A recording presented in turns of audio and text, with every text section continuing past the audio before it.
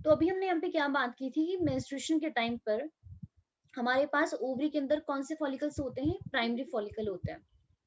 अब उसके बाद देखिए 5 डेज हो गए हैं, मेंस्ट्रुएशन क्या हो गया, अब जो भी ब्लीडिंग हो रही थी यूट्रस से मतलब वेजाइना से, वो अब क्या हो गई आपकी, स्टॉप हो गई है।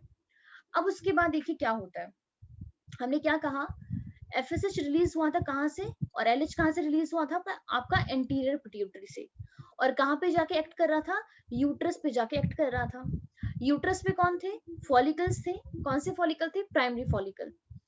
बहुत सारे प्राइमरी फॉलिकल ने पार्टिसिपेशन किया किसकी फॉर्मेशन के लिए, एग की फॉर्मेशन के लिए, बट उसमें से हमारे पास 15 से 20 पार्टिसिपेट करते हैं, बट उसमें से कितना बचता है हमारे पास, ओनली सिंगल फॉलिकल ही किसमें चेंज हो पाता है आपका, एक्चुअली फनी, बहुत सारे फॉलिकल आपके सेकेंडरी फॉलिकल के अंदर चेंज हो जाते हैं, बट उनमें से भी ओनली वन ही बचता है, उसको बोलते हैं डोमिनेट फॉलिकल। बाकी सारे के सारे क्या हो जाते हैं, उन सबकी डेथ हो जाती है। तो यहाँ पे देखिए, मान लेते हैं कि हमारे पास ये है जिसका नाम क्या है, ये है सेकेंडरी फॉलिकल, ठीक है। ये इसी को ही आप बोल सकते हो कि ये हमारे पास क्या है, it is a dominating follicle, only यही बचा, बाकी सबकी क्या होगी, डेथ होगी। अब ये जो फॉलिकल की जो सेल है, अब ये फॉलिकल सेल्स क्या कर रहे हैं, हार्मोन रिलीज कर रहे हैं ओवरी के अंदर। हार्मोन का नाम क्या है, एस्ट्रोजन है। कुछ कुछ अमाउंट में वो आपका प्रोजेस्टेरोन भी कर रहे हैं, बट एक्चुअली प्रोजेस्टेरोन उतना ज्यादा नहीं करते हैं, बहुत थोड़ा थोड़ा करते हैं। ज्यादा कौन सा करते हैं, एस्ट्रोजन करते हैं। अब यहाँ पे जैसे जैसे फॉलिकल आपके बढ़ रहे हैं, वैसे वैसे एस्ट्रोजन का लेवल भी क्या हो रहा है, आपका बढ़ता बढ़ता बढ़ता बढ़ता जा रहा है। अब यहाँ पे बढ़ जरूर रहा है एस्ट्रोजन का लेवल, लेकिन कैसे बढ़ रहा है आपका, मॉडरेट लेवल है, बहुत ज्यादा नहीं बढ़ रहा है। तो जब ये थोड़ा थोड़ा बढ़ रहा है, उसी टाइम पे ये एस्ट्रोजन किसको मैसेज भेजता है, एंटीरियर पिट्यूटरी को, और एफएसएच और एलएच का लेवल क्या करता है, डाउन करता है, ये इसको नेगेटिव यस फीडबैक करता है। आप देख रहे हो यहाँ पे ये डायग्राम, पहले एफएसएच ऊपर था और अब यहाँ पे देखो डाउन जा रहा है, ये दिख रहा है, डाउन गया। अभी डाउन किस वजह से मैम। हुआ, इस एस्ट्रोजन का लेवल जब आपका इंक्रीज हो रहा था, तो इसी ने ही एफएसएच को डाउन किया।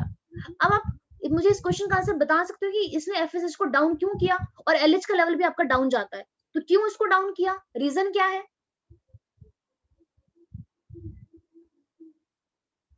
मैम अगर डाउन नहीं करेगा तो क्या कहते हैं, और फॉलिकल स्टिमुलेटिंग हार्मोन सिक्रीट होंगे, और मैम और ज्यादा ओवेरीज प्रोड्यूस होंगी।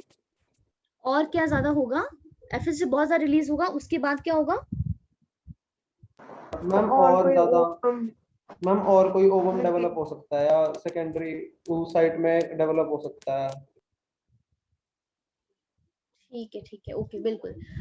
एक्चुअली में क्या रीजन है कि देखो, अगर यहाँ पे एफएसएच आपका रिलीज होता रहेगा, तो वो क्या करेगा, यहाँ पे ओवरी के ऊपर एक्ट करेगा, ओवरी में बहुत सारे फॉलिकल्स हमारे वेस्ट हो जाएंगे। क्यों, क्योंकि देखो पहले से ही एक हमारे पास फॉलिकल है जिसने पार्टिसिपेशन कर लिया है कि मैं एग बनाऊंगा इस महीने में। अब 1 मंथ में तो ओनली वन ही एग बन सकता है, 2 3 तो नहीं बन सकते, तो ओनली हमें एक को ही मेच्योर करना है। तो ये हमारी ओवरी में जो बचे हुए फॉलिकल है ना, उनको वेस्ट करेगा, पार्टिसिपेशन करवा देगा, मैम लेकिन नंबर भी डिक्रीज करेगा और बिल्कुल मल्टीपल वही वही, तो उनका नंबर डिक्रीज फर्टिलाइजेशन भी कर देगा। होगी। तो इसलिए एस्ट्रोजन बोलता है कि आपको मेरे फॉलिकल्स वेस्ट नहीं करने हैं, इसीलिए उनको क्या कर देता है, शट कर देता है उनका मैकेनिज्म, कि आपको एफएसएच और आपको एलएच और रिलीज नहीं करवाना है। साथ ही साथ में जो भी हमने देखा था कि वो जीएनआरएच जो कहाँ से रिलीज होता है, हाइपोथैलेमस से, उसको भी नेगेटिव फीडबैक मैकेनिज्म देता है। लेकिन देखो कब तक देता है, मतलब आप कह सकते हो कि 6 7 8 9 10 11 और 12 13, आप हफ्ता मान सकते हो, 7 डेज तक ये एंटीरियर पिट्यूटरी को और हाइपोथैलेमस को नेगेटिव फीडबैक देता है कि अब आपको और सिक्रीशन नहीं करवानी है। लेकिन देखिए, जब आपका ये सेकेंडरी फॉलिकल यहाँ पे टर्शरी के अंदर चेंज हो जाता है और टर्शरी आपका मेच्योर में चेंज हो जाता है, तो एस्ट्रोजन का लेवल बहुत ज्यादा हाई चला गया, दिख रहा है आपको कितना ज्यादा हाई हो गया, एकदम यस पीक आ मैम। गई है। अब जब इसकी हाईएस्ट पीक होती है ना, बहुत ज्यादा पीक, और ये कब होती है, अगर आप देख पा रहे हो यहाँ पे 14 डे पे, 14 या आपके 15 डे पे, ये वाले ये 2 दिन है जब जब आपका एस्ट्रोजन का लेवल क्या होता है, बहुत ज्यादा पीक पे चला जाता है। अब इस टाइम पे क्या होता है, ये हमारी एंटीरियर पिट्यूटरी को पॉजिटिव फीडबैक मैकेनिज्म देता है। जब इसका कैसे लेवल हो गया है, very very high level, moderate level पे ये इसको डिक्रीज करवाना था, लेकिन जब इसका लेवल खुद ही हाई हो गया, तो ये उसको क्या दे रहा है, पॉजिटिव फीडबैक दे रहा है। और सोचो इतना पॉजिटिव फीडबैक देता है कि एलएच तो आपका कुछ ज्यादा ही हाई हो जाता है, देखिए एलएच का लेवल तो कुछ ज्यादा ही हाई हो गया, एफएसएच का लेवल भी हाई हुआ है, इस एस्ट्रोजन की वजह से, लेकिन थोड़ा कम हुआ है, एलएच तो आपको कुछ ज्यादा हाई हो गया, और इतना हाई इसने कर दिया कि हमारा जो फॉलिकल था, यहाँ पे ग्राफिन फॉलिकल था ये वाला, इस एलएच के लेवल हाई होने की वजह से उसने उसको रप्चर कर दिया। तो यहाँ पे जो ग्राफिन फॉलिकल आपका रप्चर होता है ना, ये किस वजह से होता है? Due to the LH peak. ये जो एलएच कितनी बड़ी पीक जा रही है ना, इसी को ही बोलते हैं एलएच सर्ज। नोट कर लीजिए, काफी ज्यादा इंपॉर्टेंट है। तो एलएच सर्ज देखिए कब हो रहा है? जब मेंस्ट्रुएशन हुआ था, 5 दिन मेंस्ट्रुएशन चला, उसके बाद कौन सा फेज चल रहा है? Follicular phase. जब आपकी फॉलिकल्स की डेवलपमेंट हुई है, मतलब आप ये कह सकते हो कि 10 दिन ही काम चला है आफ्टर मेंस्ट्रुएशन। इसी को ही बोलते हैं प्रोलिफरेटिव फेज। अब फॉलिकुलर फेज बोला, ये तो समझ आ गया, क्योंकि यहाँ पे फॉलिकल्स की डेवलपमेंट हो रही है ओवरी के अंदर, बट इसको प्रोलिफरेटिव क्यों बोला? अब यहाँ पर जब एस्ट्रोजन आपका और प्रोजेस्टेरोन आपका रिलीज हुआ था, तो साथ ही साथ में इस एस्ट्रोजन ने और आपका प्रोजेस्टेरोन ने कहाँ पे जाके एक्ट किया था? यूट्रस के अंदर। और जो इसकी एंडोमेट्रियम की लाइनिंग टूट गई थी ना, उसको दोबारा यहाँ पे रिपेयर करने का काम कर रहा है। देख रहे हो आप, ये रिपेयर हो रही है हमारे Yes, पास ma'am. एंडोमेट्रियम की लाइनिंग। तो यहाँ पे फॉलिकुलर फेज में हमारे पास जो फॉलिकल डेवलप हो रहे थे, तो कुछ कुछ एंडोमेट्रियम की लाइनिंग वहां पे आपकी रिपेयर भी हो गई है। तो यहाँ पे प्रोलिफरेशन हो रहा है, इसीलिए इसको बोलते हैं प्रोलिफरेटिव फेज। प्रोलिफरेटिव का मतलब क्या होता है? किसी का इंक्रीज होना, नंबर बढ़ना। तो यहाँ पे रिपेयर हो रही है। अब यहाँ पे हमने क्या कहा, जब इसका बहुत हाई लेवल चला गया, तो इसके हाई लेवल होने की वजह से इन्होंने पॉजिटिव फीडबैक दिया एलएच को और आपका एफएसएच को, और एलएच का लेवल तो कुछ ज्यादा हाई चला गया, इसकी पीक चलेगी। जब एलएच की पीक जाती है ना, तो इसके पीक की वजह से जो फॉलिकल जो थे आपके, वो क्या होते हैं? वो आपके रप्चर हो जाते हैं। ग्राफिन फॉलिकल आपका रप्चर हो गया, एंड रप्चर होने पे कौन था इसके अंदर? सेकेंडरी oocyte था। वो सेकेंडरी oocyte आपका रिलीज हो गया ओवरी से, और इसी को ही बोलते हैं ओव्यूलेशन। तो एग आपका क्या हो गया है? रिलीज हो गया। और मेंस्ट्रुएशन के कितने दिन बाद हुआ? 14 डेज के बाद हुआ। अब नॉर्मली 14 डेज लेते हैं, जैसे आपको कहा, यहाँ पे 2 दिन आगे 2 दिन पीछे भी कर सकते हो आप। हो सकता है कि ओव्यूलेशन यहाँ पे आपका 2 दिन पहले हो जाए, आपका 2 दिन बाद हो, लेकिन एवरेज कितना होता है कि मेंस्ट्रुएशन के 14 डेज के बाद क्या होता है? ओव्यूलेशन होता है। लेकिन आप मुझे यहाँ पे इस क्वेश्चन का आंसर दीजिए, क्या ये ओव्यूलेशन जो आपका 14 डेज पे हो रहा है आफ्टर मेंस्ट्रुएशन, क्या इसके अंदर कुछ ऐसा कभी हो सकता है कि 14 डेज पे ना हो, किसी और दिन पर हो? मैम ये तो एलएच पीक पे डिपेंड करता है। हाँ बिल्कुल, वेरी गुड। तो ये किसके ऊपर डिपेंड करता है? यहाँ पे एलएच के ऊपर डिपेंड करता है। अब जैसे कई बहुत सारी गर्ल्स की ये कंप्लेन होती है कि उनका जो मेंस्ट्रुएशन है वो आपका इरेगुलर होता है, प्रॉपर ढंग से नहीं हो पा रहा है। ठीक है, तो जब यहाँ पे ओव्यूलेशन हुआ था ना, और ओव्यूलेशन के बाद अगर वो आपका फर्टिलाइज नहीं होता, तो फर्टिलाइज के बाद ही क्या होता है? आपका मेंस्ट्रुएशन होता है। लेकिन मेंस्ट्रुएशन के बाद इस एलएच का पीक हाई कब गया है? ओव्यूलेशन उसके ऊपर डिपेंड करता है। अब हो सकता है कि यहाँ पे 20 दिन हो गए, तब भी एलएच का लेवल हाई नहीं गया है, तो उस केस में भी क्या होता है? मेंस्ट्रुएशन डिले हो जाता है। अब देखिए यहाँ पे ओव्यूलेशन हो तो गया। मैम ये फिर एलएच का लेवल फीडबैक मैकेनिज्म पे डिपेंड करता है। हाँ बिल्कुल, वही तो कहा, इस एस्ट्रोजन के लेवल के ऊपर डिपेंड करता है। जब यहाँ पे फॉलिकल आपके पूरे एकदम मेच्योर हो गया ना, ग्राफिन फॉलिकल बन गया, तो ग्राफिन फॉलिकल बनने के बाद ही तो एस्ट्रोजन की पीक जाती है। देखिए यहाँ पे, ये दिख रहा है आपको? एक्चुअली थोड़ा सा यहाँ यानी मैम उनमें ग्राफियन फॉलिकल की डेवलपमेंट इरेगुलर होती है। मतलब हाँ, आप ये कह सकते हो कि फॉलिकल्स आपके अच्छे ढंग से आपके प्रिपेयर नहीं हो पाते हैं, बिल्कुल। ठीक है, तो यहाँ पे ये यानी जो मैम इनिशियल एफएसएच में दिक्कत आती है। इनिशियल फॉलिकल स्टिमुलेटिंग हार्मोन की सिक्रीशन में। हाँ जी बिल्कुल। तो यहाँ पे ये क्या है कि ये जो पीक गई है ना एस्ट्रोजन की, ये इस ग्राफिन फॉलिकल की वजह से गई है, और इस पीक की वजह से इसमें यहाँ पे किसकी पीक लेकर आ गया? एलएच की और आपकी एफएसएच की। बट ज्यादा पीक किसकी है? एलएच की पीक है, और इस एलएच की पीक की वजह से यहाँ पे क्या हुआ है? ओव्यूलेशन हुआ है। अब यहाँ पे देखिए ओव्यूलेशन क्या हुआ, आपका सेकेंडरी oocyte यहाँ पे रिलीज हो गया। अब सेकेंडरी oocyte यहाँ पे रिलीज हो चुका है, तो इस फेज को बोलते हैं ओव्यूलेशन फेज, जो ओनली 1 ही डेज का होता है। अब आपको इस चीज का ध्यान रखना है कि जब यहाँ पे इस सेकेंडरी oocyte रिलीज हो गया है, तो ये किसकी वेट कर रहा है? अब यहाँ पे अब ये वेट कर रहा है स्पर्म की, कि स्पर्म आएगा और मुझे फर्टिलाइज करेगा। लेकिन ये एग क्या है? ज्यादा टाइम वेट नहीं करता है। कितना लाइफ स्पैन है इस एग का? Only 24 hours. मतलब 1 डे ही क्या होता है इसका लाइफ स्पेन होता है यहाँ पे किसका सेकेंडरी oocyte का।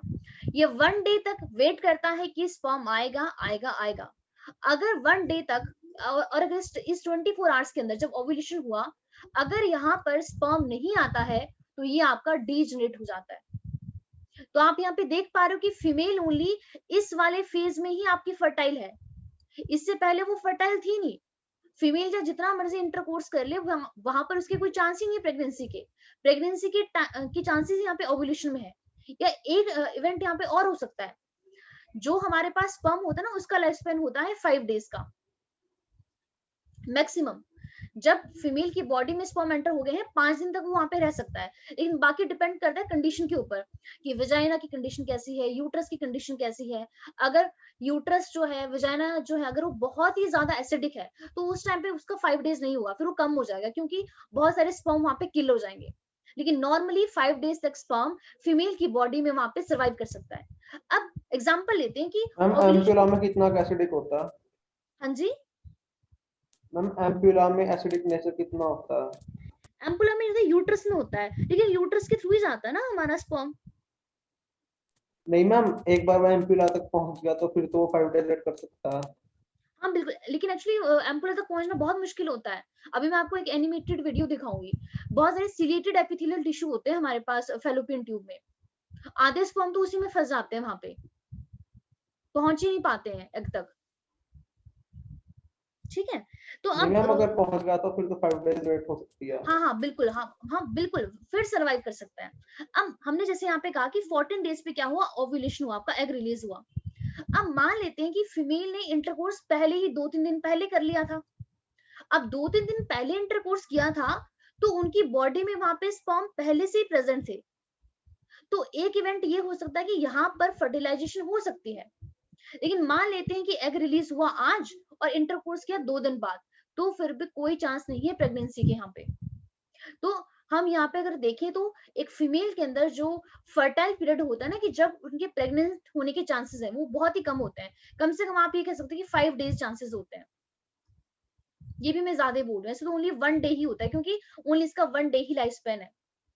समझ पा रहे हो आप कि अगर स्पर्म पहले से ही प्रेजेंट है और अगर वहां पे वो तो उस केस में भी यहाँ पे फर्टिलाइजेशन हो सकती है। या दूसरा इवेंट है कि जैसे ही ओव्यूलेशन हुआ उस टाइम पर ही इंटरकोर्स हो गया, तो एक चांसेस वहां पे वो है कि उस टाइम पे यहाँ पे क्या हो जाए, प्रेगनेंसी हो जाए। अब हमने यहाँ पे क्या कहा था कि हम ये वाला इवेंट मान के चल रहे कि जब यहाँ पे ओव्यूलेशन हुआ, एग रिलीज हुआ, तो यहाँ पे 2 ही केस है, या तो एग फर्टिलाइज होगा या तो एग फर्टिलाइज नहीं होगा।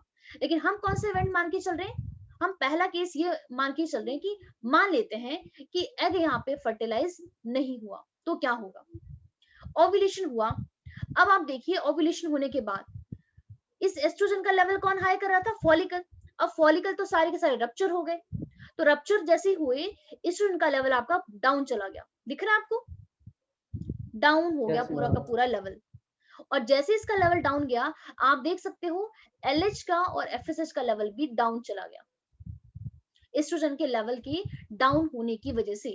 लेकिन फिर भी थोड़ा बहुत रहता है, मतलब पूरा डाउन नहीं जाता, लेकिन इतनी बड़ी पीक नहीं रहती जितनी बड़ी पीक हम पहले यहाँ पे देख रहे थे। अब यहाँ पे क्या होता है, ओव्यूलेशन के बाद एक फेज आता है, उस फेज को बोलते हैं ल्यूटियल फेज और इसी को बोलते हैं सिक्रेटरी फेज। अब हमारे पास ये जो रिमेन्स होते हैं किसके, इस ग्राफिन फॉलिकल के, ये एक हमारे पास एक येलो कलर की बॉडी बना देते हैं। उस येलो कलर की बॉडी को बोलते हैं कॉर्पस ल्यूटियम। तो ये कॉर्पस ल्यूटियम किससे बनता है, remains of the graphene follicle. अब एक्चुअल में होता क्या है कि जब हमारे पास यहाँ पे ओव्यूलेशन हुआ, अब देखिए फीमेल की बॉडी तो प्रिपेयर हो रही थी यहाँ पे इम्प्लांटेशन के लिए, बिकॉज इम्प्लांटेशन एंडोमेट्रियम की लाइनिंग में होती है। लेकिन यहाँ पे ओव्यूलेशन हुआ है कि नहीं हुआ है बॉडी को भी समझ में नहीं आता, उसको नहीं पता चलता है कि एग फर्टिलाइज हुआ कि नहीं हुआ, बट उसको लगता है कि शायद फर्टिलाइज हो गया। तो वो क्या करता है, प्रिपरेशन करता है कि एक जाइगोट आएगा और मुझे इसको क्या करना है, मुझे उसकी यहाँ पे इम्प्लांटेशन करनी है। अब देखिए उसके बाद यहाँ पे क्या चीज होती है, ये जो कॉर्पस ल्यूटियम है जिसको किसने बनाया था, remains of the graphene follicle ने, इसको मेंटेन करता है ल्यूटिनाइजिंग हार्मोन। उतना ज्यादा नहीं है लेकिन जो भी इसका अमाउंट है और आपका कुछ अमाउंट में आपका FSH, ये आपका रिलीज होता है और इसको डेवलप करके रखता है। क्यों करके रखता है? क्योंकि हमने फर्स्ट क्लास में ही यहाँ पे डिस्कस किया था कि जब आपका एग रिलीज होता है और मान लेते हैं एग रिलीज हुआ और उसको यहाँ पे स्पर्म भी मिल गया, तो आपको पता है ना उसको यूट्रस तक पहुंचने के कितने दिन लग जाते हैं? 7 डेज, 7 डेज लग जाते हैं ना उसको। Yes ma'am. 7 डेज के बाद ही तो वहां पे इम्प्लांटेशन होता है। तो यहाँ पर वही चीज होती है कि यहाँ पे बॉडी को नहीं पता चलता है कि एक्चुअल में फर्टिलाइजेशन हुआ कि नहीं हुआ, लेकिन बॉडी पूरी प्रिपरेशन करती है कि नहीं शायद फर्टिलाइजेशन हो गया है। तो यहाँ पे होता क्या है कि जो कॉर्पस ल्यूटियम है इसको कौन मेंटेन करता है? LH मेंटेन करता है। अब ये कॉर्पस ल्यूटियम क्या करता है? अपने सेल से एक हार्मोन रिलीज करता है, उस हार्मोन का नाम है प्रोजेस्टेरोन। इसीलिए कॉर्पस ल्यूटियम को हम टेम्पररी एंडोक्राइन ग्लैंड भी बोलते हैं। क्यों? क्योंकि ये एक हार्मोन रिलीज करता है, हार्मोन का नाम क्या है? प्रोजेस्टेरोन। तो आप देखिए आफ्टर ओव्यूलेशन देख पा रहे हो कॉर्पस ल्यूटियम इतना ज्यादा फॉलिकल बड़ा को भी है। ऐसे टेम्परेरी ग्लैंड कहते हैं। हाँ जी, मैम फॉलिकल को भी ऐसे टेम्परेरी ग्लैंड कहते नहीं हैं। इसको नहीं बोलते, इसको एक नाम दिया गया है कॉर्पस ल्यूटियम को, इसको टेम्पररी एंडोक्राइन ग्लैंड बोलते हैं, क्योंकि इंपॉर्टेंट होता है ना प्रेगनेंसी के लिए प्रोजेस्टेरोन। Yes ma'am. यहाँ पे देखिए जैसे ही देखो इतना बड़ा था आपका, तो प्रोजेस्टेरोन का लेवल देख रहे हो कितना ज्यादा हाई चला गया। अभी जो हाई गया ये किस वजह से गया? Due to the corpus luteum. But इस कॉर्पस ल्यूटियम को मेंटेन कौन कर रहा था? LH ही मेंटेन कर रहा था। अब जैसे देखो दिन गुजरे यहाँ पे, अब प्रोजेस्टेरोन का लेवल हाई हुआ, अब ये प्रोजेस्टेरोन कहाँ पे जाके एक्ट करता है? यूट्रस में जाके। और यूट्रस में ये जो एंडोमेट्रियम की लाइनिंग थी देखो कितना ज्यादा से इसको थिक कर दिया, थिक। क्यों?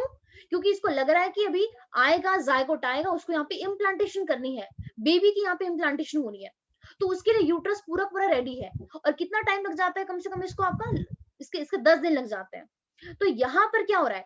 इसको ल्यूटियल फेज क्यों बोला? कॉर्पस ल्यूटियम की फॉर्मेशन होती है। सिक्रेटरी फेज क्यों बोला? बिकॉज कॉर्पस ल्यूटियम क्या सिक्रेट करता है? प्रोजेस्टेरोन, जिसकी वजह से यहाँ पे एंडोमेट्रियम क्या हो जाती है? बहुत ज्यादा थिक हो जाती है।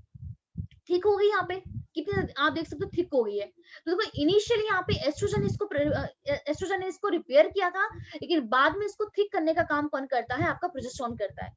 लेकिन अब होता क्या है देखिए, अब इसको पता चल गया है 10 दिन गुजर गए, कुछ टाइम गुजर गया कि यहाँ पर फर्टिलाइजेशन नहीं हुआ, तो कॉर्पस ल्यूटियम का लेवल आप देख सकते हो ये क्या हो जाते हैं? फिर डीजेनरेट होना शुरू हो जाते हैं। क्यों?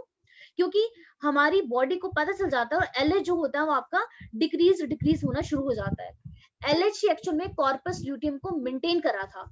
नाम से ही पता चल रहा है luteinizing hormone luteal corpus luteum को मेंटेन कर रहा है।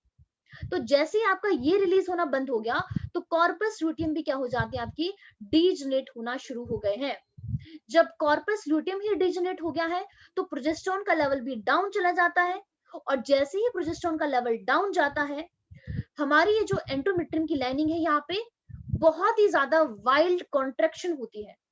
और जैसे ही कॉन्ट्रैक्शन होती है, कॉन्ट्रैक्शन के बाद क्या होता है? ये रप्चर हो जाती है। और जैसे ही रप्चर हुई, दोबारा क्या स्टार्ट हो जाता है? मेंस्ट्रुएशन फेज, जिसको बोलते हैं मेंसेस। तो ये जो इवेंट है ये आपका हर महीने चलता ही रहता है अगर वहां पे फर्टिलाइजेशन ना हो तो। आपको समझ आया? Yes ma'am. असीमता आपको समझ आया? Yes ma'am. कोई भी डाउट है इसमें? ग्राफ के अंदर कोई भी डाउट हो?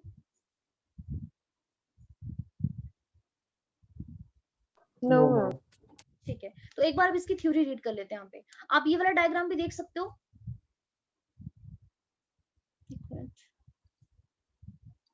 यहाँ पे देख सकते हो, देखो सबसे पहला कौन सा इवेंट है? मेंस्ट्रुएशन, इसको बोलते हैं मेंसेस। तो देख सकते हो यहाँ पे क्या हो रहा है? ब्लीडिंग हो रही है। ओवरी के अंदर क्या इवेंट चल रहा है? छोटा सा फॉलिकल है, प्राइमरी फॉलिकल है। प्रोलिफरेटिव फेज में क्या हुआ? फॉलिकल की डेवलपमेंट हो रही है, ठीक है, डेवलप हो रहा है। और जैसे ही डेवलप हो रहा है, ओव्यूलेशन से पहले ही कुछ हमारी एंडोमेट्रियम की लाइनिंग क्या होती है? रिपेयर हो जाती है।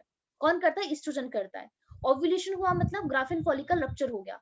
रप्चर होने के बाद ओवम रिलीज हो गया और यहाँ पे एंडोमेट्रियम की लाइनिंग क्या होगी? अच्छी खासी यहाँ पे रिपेयर हो गई। इसको बोलते हैं सिक्रेटरी फेज।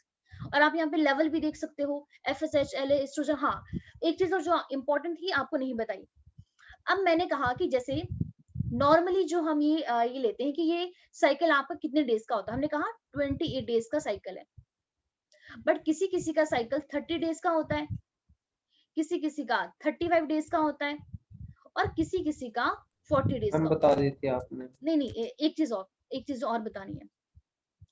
अब हमने यहाँ पे क्या कहा कि हमारे पास ओव्यूलेशन फेज आता है, ये फेज आता है, वो फेज आता है, तो एक्चुअल में ओव्यूलेशन कब होगा ये हमारे पास इस फॉलिकुलर फेज के ऊपर तो डिपेंड करता ही है, लेकिन हम इसे कितने डेज का साइकिल है हम ये नहीं बता सकते हैं कि हमारे पास यहाँ पे क्या हुआ था। मतलब सिंपल सा मतलब ये है, ओव्यूलेशन के बाद अगर हमारा एग फर्टिलाइज नहीं होता तो उसके कितने दिन बाद मेंस्ट्रुएशन होता है, 14 डेज के बाद होता है। 28 दिन का है ना, 14 डेज पे ओव्यूलेशन हुआ मिडल साइकिल में, तो उसके ठीक 14 डेज बाद क्या होता है, मेंस्ट्रुएशन होता है। समझ आना आपको? तो अब 28 डेज का हमारे पास पीरियड है, तो अगर आप 28 यहाँ पे पीछे इसको माइनस कर दो, 14 डेज कितने बचे, 14, तो इसका मतलब क्या है कि 14 डे पे ही क्या होता है, ओव्यूलेशन हुआ था। अब मैं आपको यहाँ पर क्या बता रही हूँ, मान लेते हैं किसी का साइकिल क्या है, आपका 40 डे का है, मतलब 40 दिन के बाद उनका मेंस्ट्रुएशन रिपीट होता है, तो 40 में से आप 14 माइनस कर दो, कितना बच गया, 26। Yes ma'am. तो इसका मतलब क्या है कि जिनका साइकिल आपका 40 डेज का होता है ना, उनमें ओव्यूलेशन आपका 26 डे पर होता है। समझ आ रही है? मतलब फॉलिकुलर फेज डिपेंड करता है कितनी लेंथ होगी। हाँ बिल्कुल, लेकिन मैं कह रही हूँ कि ओव्यूलेशन को हम यहाँ पे बता सकते हैं। मान लेते हैं कि आज क्या तारीख है, आज 10 है, 11 है, मैम 11th है। अब मान लेते हैं किसी को आज मेंस्ट्रुएशन आया, ठीक है, 11th क्या है आज, मई, 11th मई है, 11th मई को किसी को मेंस्ट्रुएशन आया, उसका आज फर्स्ट डे है, तो आप इसके ना 14 डेज माइनस कर दो। 14 डेज कब होगा, अगर आप इसको करोगे 30, 27, 28, 29 कुछ मैम, अगर 31 का मंथ था तो, अगर 30 का तो आपका 27 हो गया। इसका मतलब क्या है कि जिस फीमेल को आज मेंस्ट्रुएशन हुआ है ना, उसका ओव्यूलेशन आपका 27 डे पर हुआ था, मतलब 27 अप्रैल को हुआ था। तो हम यहाँ पे ये कह रहे हैं कि किसका कितना मेंस्ट्रुअल साइकिल कितने दिन का होता है, उसकी हेल्प से हम यहाँ पे ना उसका ओव्यूलेशन काउंट कर सकते हैं। इससे इस वाले फेज से, ल्यूटेल फेज के बाद, इससे नहीं पता चल सकता है हमें, क्योंकि ये तो आपका चेंज भी हो सकता है। समझ आया आपको? Yes ma'am. Yes ma'am. तो ठीक है, अब यहाँ पे इसको रीड कर लेते हैं, यहाँ पे क्या क्या चीजें लिखी गई हैं, तो अगर कुछ पॉइंट मिस हो गया होगा उसको देख लेंगे। तो मेंस्ट्रुअल साइकिल, पहली बात तो क्या है, एक रिप्रोडक्टिव साइकिल है, कहाँ पे होता है, इन द फीमेल प्राइमेट। तो फीमेल प्राइमेट में कौन कौन चले आते हैं, monkey, apes and human being, इसी को बोलते हैं मेंस्ट्रुअल साइकिल। फर्स्ट मेंस्ट्रुएशन कब बिगिन होता है, प्यूबर्टी में, एंड इसको बोलते हैं मिनाच।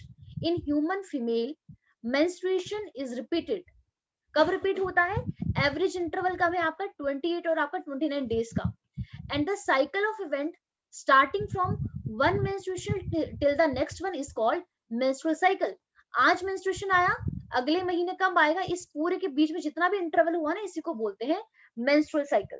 और ओवम कब रिलीज होता है आपका, वन ओवम रिलीज होता है, इसको बोलते हैं ovulation during the middle of each menstrual cycle.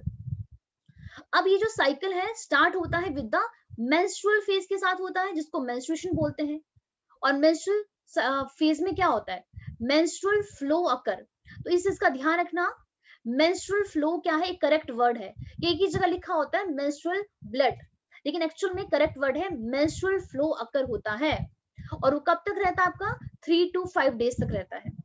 Menstrual flow किस वजह से होता है, due to the breakdown of endometrium lining of the uterus and its blood vessel which form liquid that comes out through the vagina.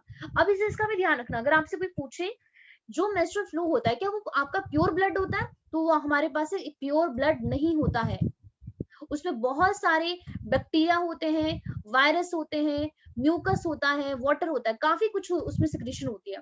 Pure आपका वो water, pure आपका blood नहीं होता है, 50% ही उसमें ब्लड होता है, बाकी सारी चीजें उसमें बाकी चीजें होती है, म्यूकस हो गया, बैक्टीरियाज एंड कुछ और चीजें जो वेस्ट होती है या कुछ डेड हो जाती है वहां पे।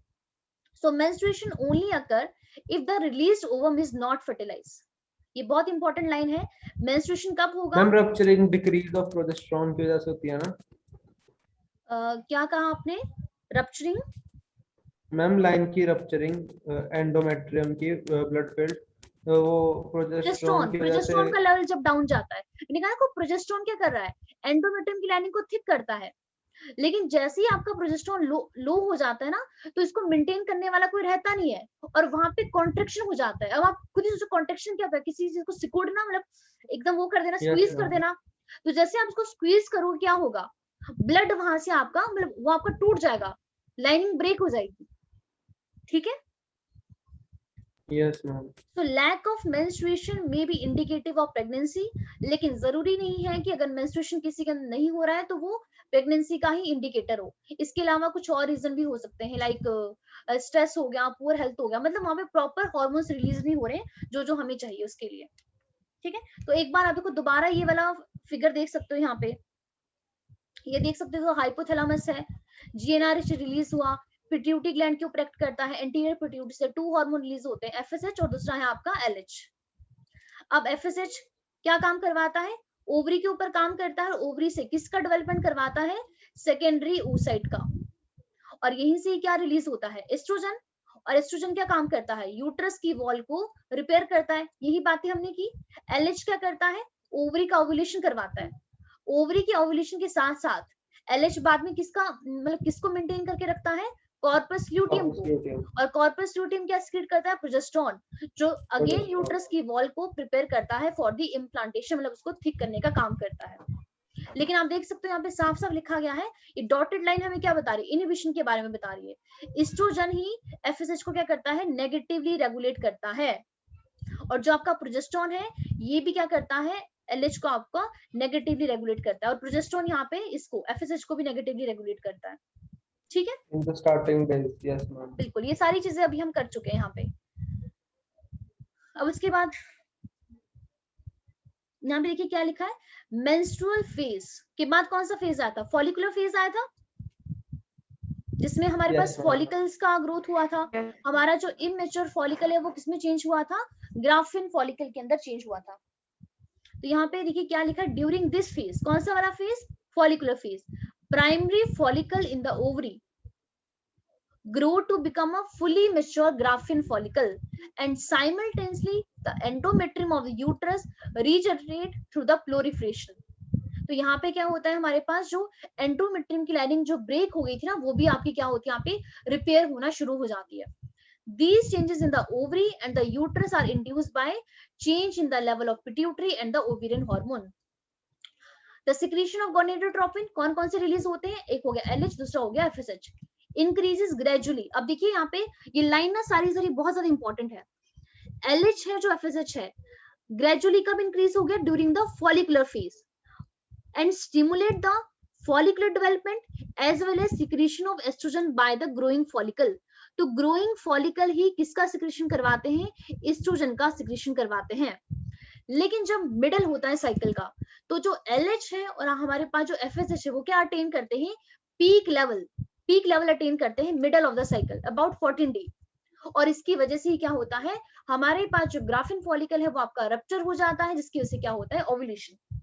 बट रैपिड सिक्रीशन होता है LH का, जो क्या चीज लीड करता है? Maximum level during the middle cycle, इसको बोलते हैं LH सर्ज. ये काफी इंपॉर्टेंट है. LH सर्ज ही क्या इंड्यूस करवाता है? Rupture of graafian follicle and thereby release of ovum, that is ovulation. तो ये बहुत इंपॉर्टेंट है. अगर कोई आपसे पूछे क्या FSH का सर्ज भी करवाता है, तो वो करेक्ट आंसर नहीं होगा. LH का जब सर्ज आता है उसकी वजह से ही ओव्यूलेशन होता है. और उसी टाइम पे उस फेज को हम क्या बोलते हैं? ओव्यूलेशन बोलते हैं, और उसी को बोलते हैं ओव्यूलेटरी फेज. अब ओव्यूलेटरी फेज के बाद कौन सा फेज आता है?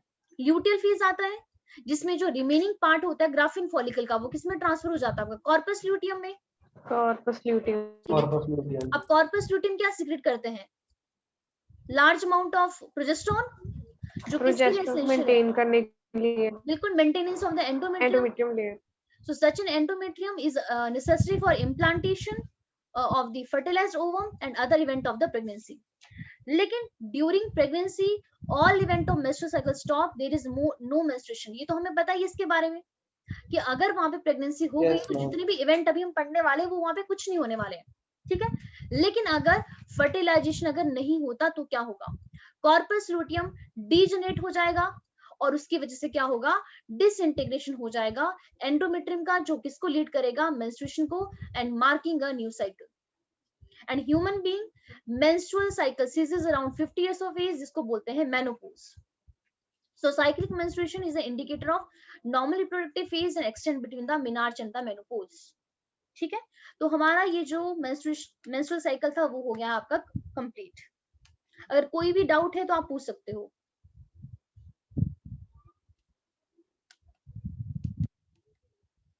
नेक्स्ट इवेंट हमारे पास होगा कि जब यहाँ पे मैम जो आपने वो दिखाए थे रिटन नोट्स, उसके अंदर यहाँ मैम वहाँ पे इनहिबिशन का कोई पॉइंट नहीं दिया हुआ था LH और FSH का।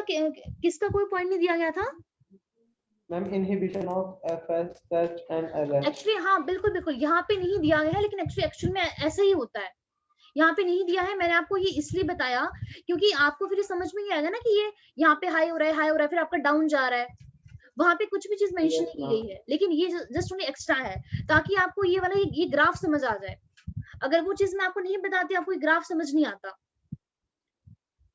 एक्चुअली में ना एक चीज मैं आपको और यहाँ पे बताना भूल गई, जब हमारे पास में फॉलिकल्स डेवलप होते हैं ना, एक तो हमारे पास एस्ट्रोजन रिलीज होता है, एक हार्मोन और रिलीज होता है, उसका नाम है इनिबिन।